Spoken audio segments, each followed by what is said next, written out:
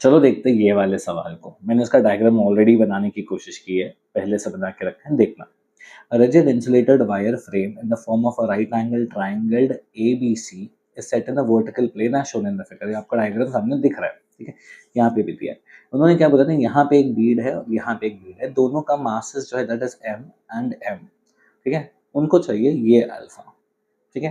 मैं बोला ठीक है भाई साहब, सबसे पहला एक चीज़ तो मैं जानता हूँ कि यहाँ पे ना एक लेंथ दिया है उन्होंने L, ये उन्होंने दिया हुआ है, ये मैंने नहीं बनाया, ये उन्होंने दिया है। ये एंगल है अल्फा, मुझे ये अल्फा की वैल्यू ढूंढनी है, ठीक है। मैं बोला भाई एक सबसे पहले बेसिक बेसिक बेसिक थॉट, ये दो चार्जेस है, अगर दो चार्जेस है तो Q1 जो है बच्चे Q2 को रिपेल करेगा, Q2 जो है Q1 को रिपेल करेगा, ठीक है। तो मैं सबसे पहले तो भाई साहब इनके फोर्सेस को ड्रॉ करता हूँ। ओके, अंडू करें, थोड़ा सुंदर तरीके से बनाएंगे, कोशिश करेंगे, बनेगा नहीं बनेगा अलग स्टोरी है। भाई इसने इसको फोर्स लगाया, इसने इसे फोर्स लगाया, यहाँ पे दोनों ने एक दूसरे को रिपल्सिव फोर्स दिया फर्स्ट। अब जैसे ही रिपल्सिव फोर्स दिखाना, मैंने देखा कि भाई ये अल्फा बना रहा है इधर, तो मैंने बोला जो सबसे पहले तो इसको रिजॉल्व कर लेते, इजीएस्ट है, बाकी सबके लिए तो दिमाग लगेगा, ये तो दिमाग भी नहीं चाहिए इसको। तो यहाँ पे मैंने बना दिया एफ कॉस अल्फा और एफ साइन अल्फा। फिर मैंने देखा कि भाई उस चार्ज के पास ना कुछ मास था, तो अगर उस चार्ज के पास कुछ मास है तो उस मास का तो वेट बन जाएगा। देखो डायग्राम के हिसाब से this is 30, this is 60 and this is 60, इस तरफ ना बच्चे, इस तरफ एक और फोर्स आ जाएगा which will be mg cos 60, और नीचे की तरफ एक फोर्स आ जाएगा विच इज mg sin 60, ठीक है। अच्छा ओके, अब आगे का सोचो।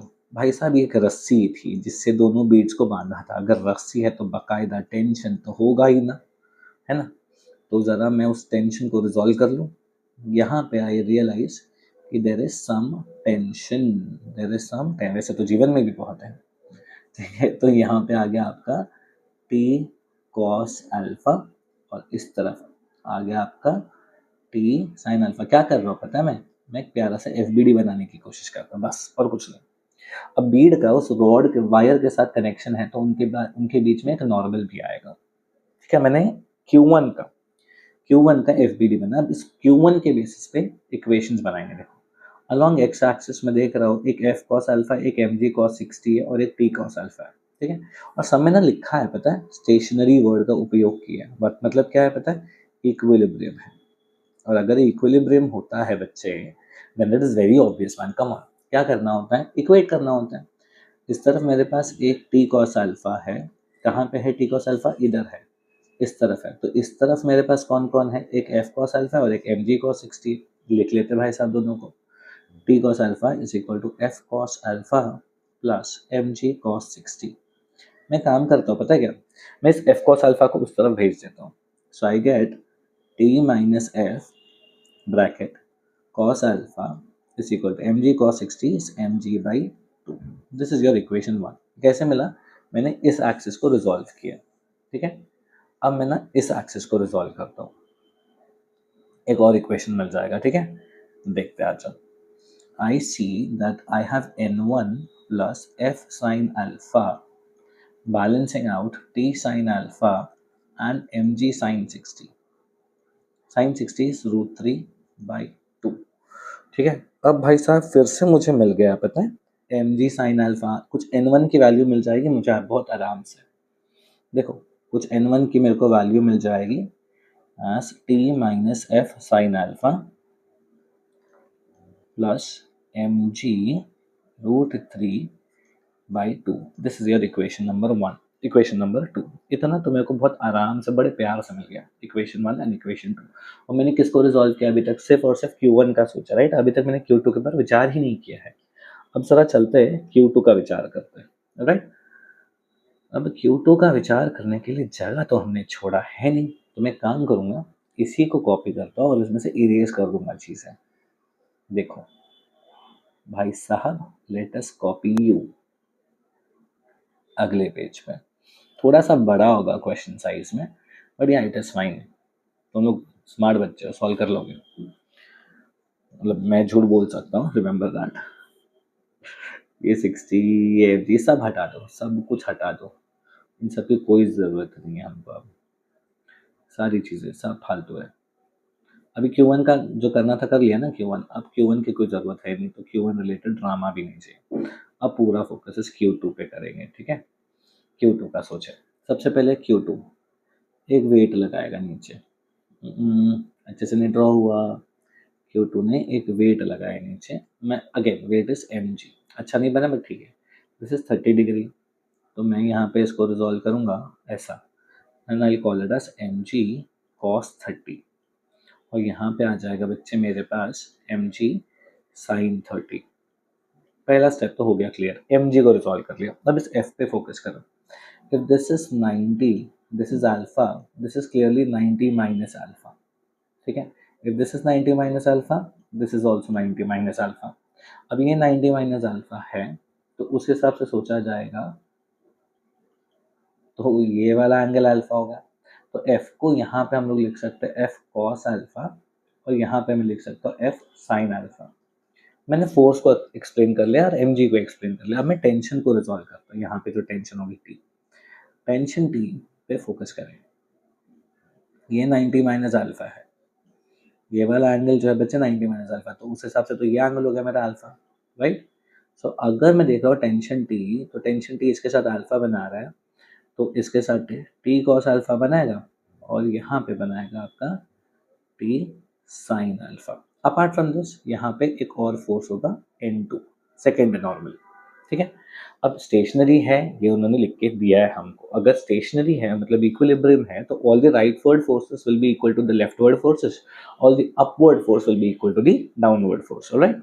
जरा सोचो भाई, ऊपर की तरफ एक ही फोर्स है टी साइन अल्फा, यहाँ पे देखो, यहाँ पे एक ही फोर्स है टी साइन अल्फा, और नीचे की तरफ दो फोर्सेस है। एक है भाई साहब तुम्हारा एफ साइन अल्फा, और एक है यहाँ तुम्हारा M G cos 30।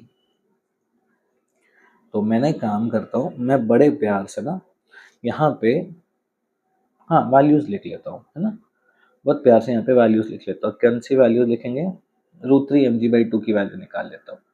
√3 mg/2 is equal to t minus F sine alpha, equation 3। ध्यान से देखना, मैंने कुछ ढूंढ के निकाल लिया, ऑलरेडी तैयार हो गया मेरे पास कुछ। और अब ना हम चलेंगे इस एक्सिस पे। इस एक्सिस पे कौन कौन से फोर्सेस है देखो जरा ध्यान से। एक N2 है, एक F cos अल्फा है, एक आपका T cos अल्फा, और एक आपका mg sin 30 है, ठीक है? तो जैसे मैं लिखता हूँ N2 plus F cos alpha is equal to T cos alpha plus mg sin 30 which is half. मेरा N2 का वैल्यू हो जाता है T minus F cos alpha plus mg/2, equation number 4, ठीक है? अब ध्यान से देखो इक्वेशन 3 को, और ध्यान से देखना इक्वेशन 1 को।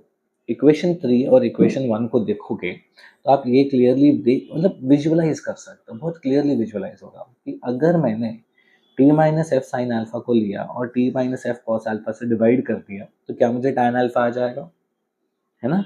तो जैसे मैं 1 डिवाइडेड बाई 3 करता हूँ, जैसे मैं 1 डिवाइडेड बाई 3 करता हूँ, मुझे मिल जाता है simple answer, tan alpha is equal to √3। Alpha की वैल्यू हो गई भाई मेरी 60, क्लियर एंड कंफर्म, कोई दिक्कत नहीं। अब हो गया इसका सोल्यूशन रेडी, एक सब पार्ट 1 डन, ठीक है? अब सवाल में अगला पार्ट जो है बच्चे, वो क्या पूछ रहा है? वो बोल रहा है मेरे को ना टेंशन निकाल के दो, टेंशन निकाल दो। अब टेंशन कैसे कैलकुलेट करें यार, जरा सोच के देखो। यहाँ पे मेरे पास टेंशन है, दिया हुआ है मुझे, यहाँ पे मुझे टेंशन का हर एक इक्वेशन में टेंशन का इन्वॉल्वमेंट है, but I will prefer to go by any of this equations, क्योंकि अब मुझे अल्फा पता है, अल्फा मुझे पता है, अल्फा कितना है 60 है। तो टेक्निकली सोच कर देखो, तुम्हें थोड़ा बहुत आंसर मिल गया है। आ जाओ, ओके अगला क्वेश्चन दिख गया, ध्यान से देखना सारे बच्चे। इक्वेशन 1 ने क्या बोला था, mg/2 is equal to t minus f cos alpha. Cos alpha is cos 60 now, and cos 60 all of us know it is half. तो 2 ने 2 को कट कर दिया, तो मेरा t minus f is equal to mg, therefore t is equal to mg plus F. ये साला F क्या है, F is equal to electrostatic force which is K Q1 Q2 divided by L square. खत्म, सवाल समाप्त। Part B clear हो गया। Part सी में उन्होंने मुझसे मांगे N1 और M2। मैं बोला यार N1 N2 निकालना बहुत आसान है, बहुत आसान है, क्योंकि इक्वेशन 4 देख लो, इक्वेशन 4 देख लो भाई, इससे मैं N2 फट से निकाल सकता हूँ आराम से, यहीं से यहीं निकाल दूंगा। अच्छा, N2 is equal to T minus F cos alpha is cos 60 is half plus mg by 2. So what do I have? I have T minus F plus mg divided by 2। सादा सीधा सा, ज़्यादा खींचने की ज़रूरत भी नहीं पड़ेगी, बरोबर। N2 अब T माइनस एफ की वैल्यू यहाँ पे हमने निकाल रखी है, देखो थक ध्यान से। T माइनस एफ की वैल्यू हमने ऑलरेडी कैलकुलेट करी है एज mg, तो mg प्लस mg हो गया 2mg divided by 2 is mg। N2 तो हो गया क्लियर। अब इक्वेशन 2 पे चलो, N1 की वैल्यू है T minus F sine alpha plus mg root 3 by 2। क्या है बच्चे ये? T minus F sine alpha plus mg root 3 by 2। अभी पढ़ा हमने, T माइनस एफ mg होता है, साइन 60 होता है root 3 by 2, okay, plus mg। ओ भाई साहब, ये तो झटपट आंसर दे गया आपको। तो N1 भी मिल गया, N2 भी मिल गया, है ना। आपका N1 सॉर्टेड है, आपका N2 सॉर्टेड है। यहाँ पे आपने निकाल लिया टेंशन और यहाँ पे निकाल लिया आपने अल्फा, सारी चीज़ें कैलकुलेट कर ली, ठीक है। क्वेश्चन पे फिर से जाते हैं। If the chord is now cut, भाई ये रस्सी काट दिया, मैंने टेंशन को कर दिया इन्होंने 0। What are the values of the charges for which the beads continue to remain stationary? अब भाई साहब मुझे बोल रहा है कि Q1 Q2 की वैल्यूज बताओ, ठीक है। अब Q1 Q2 की अगर मुझे वैल्यूज चाहिए तो F के फॉर्मूला पे जंप करना पड़ेगा। What is F का formula? K Q1 Q2 upon R square L square, ठीक है। अब आप काटो नहीं काटो, ठीक है। If the beads are supposed to remain stationary, आपका F का वैल्यू वही रहने वाला है। क्या आएगा F का value? F L square is equal to K Q1 Q2, ठीक है। अब यहाँ में ना थोड़ा सा सोचो, अगर आपको चाहिए कि वो दोनों चार्जेस एक साथ रहे, मतलब वो अट्रैक्टेड रहे एक दूसरे से, तो they have to be of opposite in nature, ठीक है। तो यहाँ पे आपका कुछ खास स्पेसिफिक आंसर नहीं आएगा, but all you can say is Q1 Q2 both are opposite in nature, that is it, ठीक है। That was this question. अब ये क्वेश्चन बहुत अच्छा है, आराम से देखना, अच्छे से देखना, रफली 10 मिनट लगेगा आराम से सॉल्व करने को, but please do it on your own. देख लिया तुमने, अब वापस सॉल्व करो खुद से।